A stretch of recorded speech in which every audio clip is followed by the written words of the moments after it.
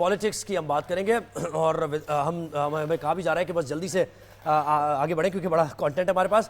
Senior قانون دان عابد زبیری صاحب نے ہمیں جوائن کیا ہے. سینیٹر ہمایوں محمد پاکستان تحریک انصاف کے رہنما ہے اور مفتی کفایت اللہ JUIF کے رہنما ہے. بڑی امپورٹنٹ یہ JUIF جماعت ہو گئی اس وقت. آپ تینوں کا بہت شکریہ. یہ جو کل سب کچھ ہوتا رہا, سب سے پہلے ہمایوں محمد صاحب آپ سے ہم آغاز کریں گے گفتگو کا.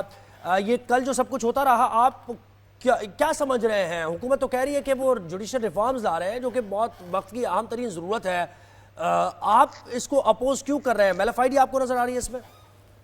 بسم اللہ الرحمن الرحیم. ایاک نعبد و ایاک نستعین. دیکھیے سمپل سی بات یہ ہے, جو چیز چھپ کے کی جاتی ہے اس کے اندر کچھ نہ کچھ مطلب چھپانے کی چیز ہوتی ہے یا کوئی غلط کام ہوتا ہے جو آپ چھپا رہے ہو. اگر کوئی آپ اچھا پیکج لا رہے ہوتے ہیں جو کہ واقعی وقت کی ضرورت ہے تو آپ ڈنکے کی چوٹ پہ لاتے ہو, سب کو کہتے ہو اس پہ بحث کرو تاکہ لوگ ایکسپوز ہوں کہ جو اس کی مخالفت کر رہے ہیں. اس میں کوئی شک نہیں کہ پاکستان میں خالی جوڈیشل نہیں, پاکستان میں بہت سارے ریفارمز کی ضرورت ہے. پاکستان میں بہت سارے ایسے ادارے جو کہ اپنے اندر ان کے ریفارم آنا بہت ضروری ہے. وہ اپنے جو ان کا دائرہ اختیار ہے اس سے زیادہ تجاوز کیا, سب کو ٹھیک کرنا ہے ایز اے ریفارمز. ٹھیک ہے, لیکن اب آ جاتے ہیں ہم جوڈیشل ریفارمز پہ. جوڈیشل ریفارمز کی دو بیسک چیزیں ہیں جس کو کوئی بھی پڑھا جی یہ آواز ذرا بند کیجئے, ہمایوں صاحب کی آواز آ رہی ہے. اچھا, اس میں سمپل یہ ہے کہ ایک تو یہ ہے کہ وہ کہتے ہیں کہ ہم ججز کو ایک پینل بنائیں گے یا 5 ججز کو لیں گے, اس میں سے ایک کو. دیکھیں اس طرح یہ ہے کہ میری نظر میں اگر آپ 5 کو لیتے ہیں ان میں سے 5ویں نمبر کو, جیسے اس دفعہ کہا جا رہا ہے جو 5واں نمبر جس نے شاید یہ ان 2 ججز میں سے ایک تھا کہ جس نے جو لارجر بینچ کا جو ڈیسیجن تھا اس کے خلاف ڈیسیجن لیے تو اس کو لے کر یا what ever some thing like that. اب آپ اس کو لے کر آئیں گے یا جو بھی 4تھے نمبر پہ ہوگا یا 3رے نمبر پہ ہوگا تو آپ بیسیکلی انفلوئنس کریں گے اس کے ڈیسیجن کو, وہ گورنمنٹ کے لیے پھر اننیسیسری کرے گا. تو یہاں پہ جوڈیشل یا سپریم کورٹ کی جو انڈیپینڈنس ہے وہ چیلنج ہو جاتی ہے. نمبر 2, وہ کہتے ہیں کہ ہم ایک کانسٹیٹیوشنل کورٹ بنائیں گے. کیوں؟ پریزنٹ جو کورٹس ہیں کیا وہ کانسٹیٹیوشن نہیں ہے؟ جو ہائی کورٹ یا سپریم کورٹ ہے وہ کانسٹیٹیوشن نہیں ہے؟ اس طرح کا کہ اس کے اندر تمیز کرنا وہ ہے. ہاں, آپ لے کر آنا چاہتے ہو, آپ پہلے دیکھو کہ کیس لوڈ جو ہوتا ہے یا جس میں آپ کہتے ہیں کیس کا ویٹیج کیا ہے. جیسے میں مثال دیتا ہوں کہ کرمنل کیس کو اگر آپ 1 پوائنٹ دیتے ہیں, جو فیملی کے جو سول کیسز ہوتے ہیں اس کو 0.66 دیتے ہیں, اور جو کیا کہہ سکتے ہیں دیوانی کیسز ہوتے ہیں, مقدمات جن کو یہ جائیدادوں کی ہوتی ہے سول والے, ان کو آپ 1.75 دیتے ہیں. پھر اس کے بعد دیکھتے ہیں کہ کس کے پاس کہاں ہے. تو آپ ایک سائنٹیفک ایویڈنس کے لحاظ سے کہاں پرابلم ہے, کیا پرابلم نمبر آف ججز کی ہے, کیا پرابلم. جی یعنی آپ یہ کہہ رہے ہیں کہ پہلے دیکھا نہیں گیا, اور یہ تنقید ہو رہی ہے کہ جو لوور سیشن کورٹس ہیں اور ہائی کورٹس میں بڑی ریفارمز کی ضرورت ہے تو ججز کی تعداد. اچھا عابد زبیری صاحب آپ یہ کہیے گا, جیسے ہمایوں محمد صاحب نے کہا کہ ایک تو چیف جسٹس کے انتخاب سے متعلق بات ہو رہی ہے, اور پھر یہ کہ آئینی معاملات کے لیے ایک الگ بینچ ہوگا, پھر یہ ساری چیزیں آپ کیسے دیکھ رہے ہیں؟ اور خفیہ اس کو رکھا گیا, یہ اٹ سیلف ایک بڑی سوالیہ نشان پیدا کرتی ہے یہ بات. بسم اللہ الرحمن الرحیم. دیکھیے یہ جو آئینی ترمیم نہیں ہے, یہ سپریم کورٹ اور ہماری آزاد عدلیہ کا جنازہ پڑھا جائے گا اگر یہ پاس ہو جاتی ہے ریزولوشن. کیونکہ دیکھیے آپ کی پہلے ہی پریکٹس اینڈ پروسیجر میں ایک کانسٹیٹیوشنل ایشوز پہ 5 ججز کا بینچ بنے گا. یہ تو پہلے ہی پارلیمنٹ پاس کر چکی ہے. جسٹس عیسیٰ کی سربراہی میں پریکٹس اینڈ پروسیجر لا کو اپ ہولڈ کر لیا گیا تھا. تو وہ کانسٹیٹیوشنل کورٹ تو ویسے ہی, اب سپریم کورٹ اور ہائی کورٹ ہمارے کانسٹیٹیوشنل کورٹ ہیں. یہ ہمارے آئین نے 3 ڈپارٹمنٹس بنائے. سیپریشن آف پاور ہے کہ مطلب جوڈیشل پاور ویسٹ کرتی ہے سپریم کورٹ آف پاکستان اور ہائی کورٹس میں. تو وہ آپ ان سے لے کے ایک فیڈرل کورٹ بنا رہے ہیں, اور فیڈرل کورٹ وہ فیڈرل کورٹ جس کی عمر ججوں کی 68 سال ہوگی, اور وہ پریزیڈنٹ اور پرائم منسٹر اپوائنٹ کریں گے ان کے ججز. تو آپ یہ دیکھیے کہ وہ تو انڈیپینڈنس ہی ختم ہو گئی. اور ہائی کورٹ سے بھی کوئی آرٹیکل 199 میں بھی ایک کلاز ڈال دیا گیا ہے کہ نیشنل سیکورٹی میں ہائی کورٹ کوئی ایشو ہوگا تو اس کو چیلنج ہی نہیں کیا جا سکتا. آپ سے سارے ہمارے فنڈامنٹل رائٹس لیے جا رہے ہیں. تو اب یہ دیکھیں, ترمیم ان کا حق ہوتا ہے, لیکن کوئی آئینی ترمیم سے آپ یہ نہیں کر, کل پاکستان کو سیکولر اسٹیٹ ڈکلیئر نہیں کر سکتا سپریم کورٹ. یا یہ آج ہماری پارلیمنٹری سسٹم ہے، کل امینڈمنٹ کر کے یہ نہیں کہہ سکتا کہ آج صدارتی نظام ہوگا۔ اچھا زبیر صاحب ایک چیز کہیے گا، ٹرائیکوٹمی آف پاور کی بہت بات ہوئی اور اداروں کے درمیان کانفرنٹیشن جو ہم گزشتہ جسے سیپریشن آف پاور بھی کہتے ہیں۔ جی اچھا یہ بتائیے کہ یہ جو سپریم کورٹ نے 8 ججز کا جو ایک میجورٹی فیصلہ اس پہ جو وضاحت مانگی اور پھر انہوں نے کہا کہ وضاحت طلب کرنا ایسا ہی ہے کہ آپ اس کو ڈیلنگ ٹیکٹکس ہے، یہ کہہ دیا گیا الیکشن کمیشن کے بارے میں، تو کیا دیکھیں ایوان پھر اگر یہ سپریم کورٹ کا فیصلے پر عمل درآمد نہیں ہوتا تو ایوان تو پورا نہیں ہوگا، کیونکہ اگر یہ پی ٹی آئی کو مل جاتی ہے نشستیں ریزرو سیٹس تو پوری یکسر مختلف ہو جائے گی صورتحال، پھر آئینی ترمیم کس طریقے سے آئے گی؟ میں یہی کہہ رہا ہوں کہ آپ کی پارلیمنٹ ابھی مکمل ہی نہیں ہے، پہلے آپ پارلیمنٹ مکمل کریں اس کے بعد کریں، تو یہ ویسے بھی آئینی ترمیم اس پوائنٹ پہ بھی ہو جائے گی کہ جی آپ کی تو پارلیمنٹ ہی مکمل نہیں ہوئی ہے، آپ سپریم کورٹ کے آرڈر نہیں مان رہے، الیکشن کمیشن نہیں مان رہا، آپ اس الیکشن کمیشن کو ماننے نہیں دیے جا رہے، وہ سپریم کورٹ کے آرڈر پہ کہتا ہے ہم نہیں مانیں گے، تو یہ جب تک اب یہ حال ہو گیا سپریم کورٹ کا، کانسٹیٹیوشنل کورٹ کا کیا ہوگا، اپنی مرضی کے ججز وہاں بنا دیں گے اور ان سے اپنی مرضی کے فیصلے لے لیں گے۔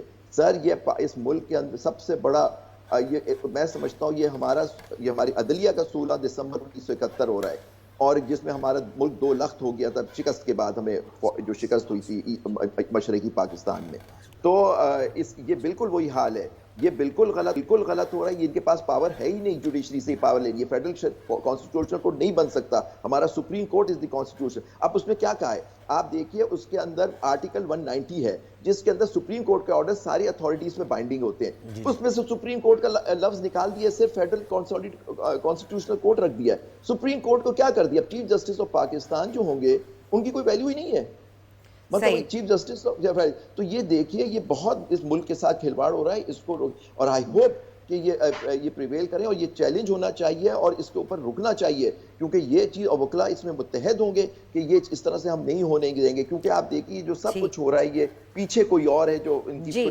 ہمایوں صاحب یہ بتائیے گا کہ اگر یہ ترمیم پاس ہو جاتی ہے تو آپ کس ڈائریکشن میں جاتے ہوئے دیکھ رہے ہیں چیزوں کو؟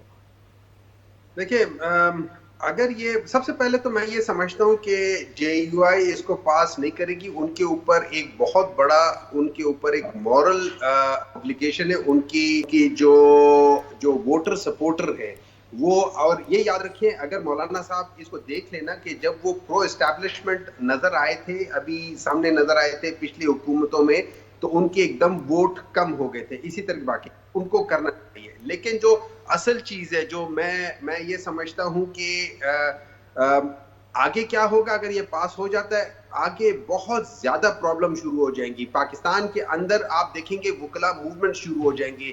بیسیکلی یہ ہے کہ آپ ایک قسم کے آئین کو پامال کر رہے ہیں، آئین کے تھرو آپ ایک ایسا آئین بنا رہے ہیں جو آپ کی ساری سٹیبلٹی خراب کر رہی ہے۔ اچھا مولانا صاحب نے کوئی یقین دہانی آپ کو کرائی ہے ہمایوں صاحب؟ کیونکہ مولانا صاحب تو کہہ رہے ہیں کہ وہ خوشخبری دیں گے آج، تو وہ کیا؟ دیکھیں میرا یہ خیال ہے وہ خوشخبری ریلیٹیو ہوتی ہے، کسی کے لیے خوشخبری کسی کے لیے وہ ہوتی ہے، لیکن جنرلی میں یہ سمجھتا ہوں کہ اس طرح نہیں ہونا چاہیے۔ دیکھیں سمپل سی بات یہ ہے کہ یہ آئین جو ہے نا یہ پاکستان کا مینول ہے کہ یہ اس لحاظ سے پاکستان چلے گا۔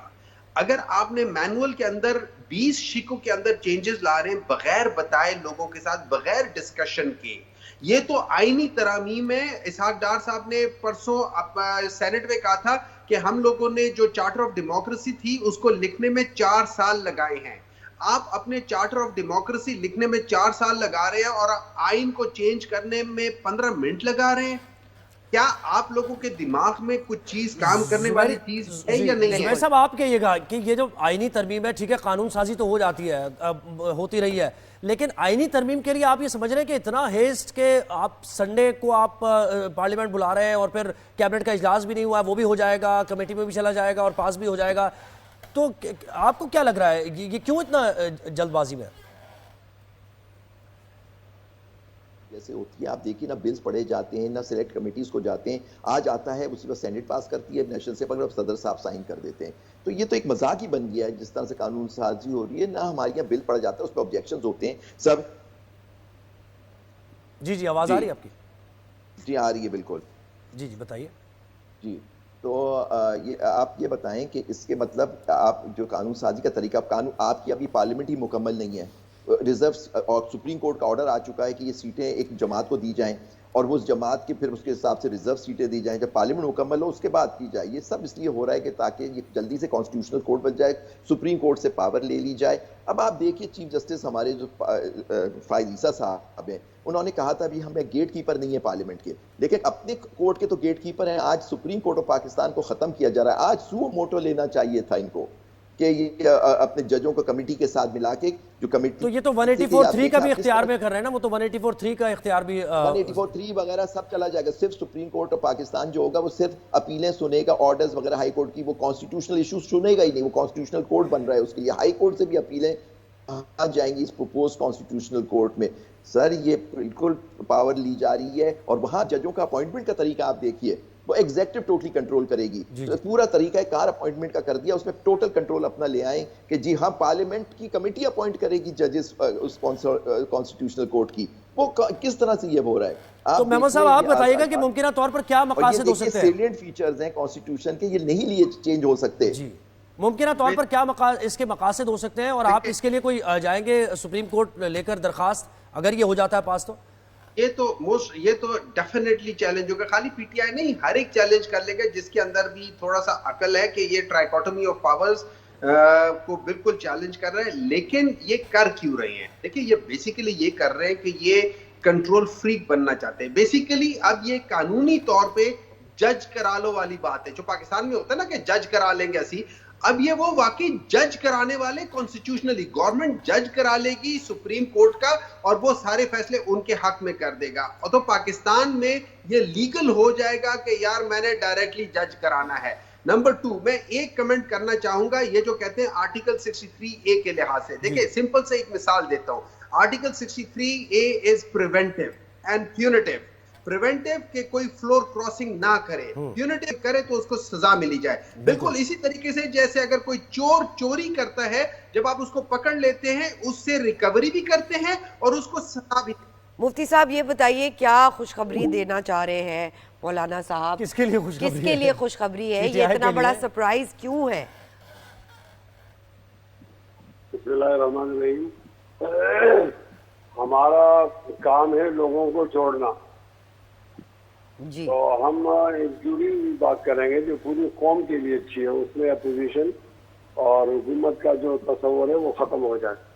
جب ایک ضرورت ہوتی ہے اس ضرورت کے لیے پوری قوم کو جمع ہونا چاہیے. اگر ہم نے آپ کو ایسے خوشخبری دی تھی کہ جس میں کوئی متفقہ رائے پارلیمنٹ کے سامنے آ گئی, تو پھر آپ اس خوشخبری کو قبول کر لیں. یہ صحت مند روایت ہے سیاست. اچھا سر یہ بتائیے گا JUI ترمیم کے ساتھ حکومت کے ساتھ ہے اس چیز میں یا نہیں ہے؟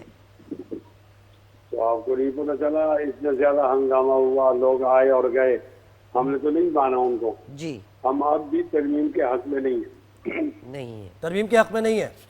تو یعنی اس کا مطلب آج کے اجلاس میں مولانا صاحب سپورٹ نہیں کریں گے, یہ ہم چلا دیں پھر بریکنگ آپ کی؟ ہاں مولانا صاحب کا کل بیان آیا تھا کہ ہم ترمیم کے حق میں نہیں. بھائی یہ ذرا بریکنگ چلا دیں کہ مفتی کفایت اللہ کہہ رہے ہیں کہ مولانا صاحب نے واضح طور پر یہ کر دیا ہے کہ ترمیم کے حق میں نہیں ہے. اس کا مطلب ہے کہ آج کے اجلاس میں وہ اس کا ساتھ نہیں دیں گے. آج کے اجلاس میں ساتھ نہیں دیں گے یہ اور بات ہے, یہی تو کلیئر کرانا چاہ رہے ہیں سر. یہی ہے کہ ہم ترمیم کے حق میں نہیں ہیں.